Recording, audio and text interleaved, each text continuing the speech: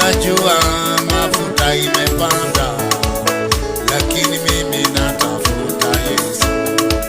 Ninajua mafuta imepanda, lakini mimi natafuta Yesu.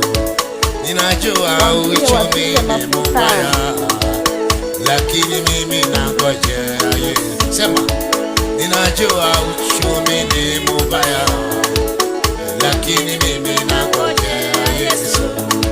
Ninajua mafuta imepanda, lakini mimi nangojea Yesu. Ninajua uchumi ni mbaya, lakini mimi nangojea Yesu.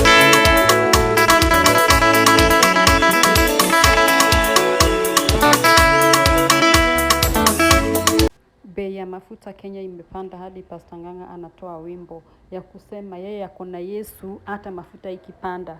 Ugiuga atia we?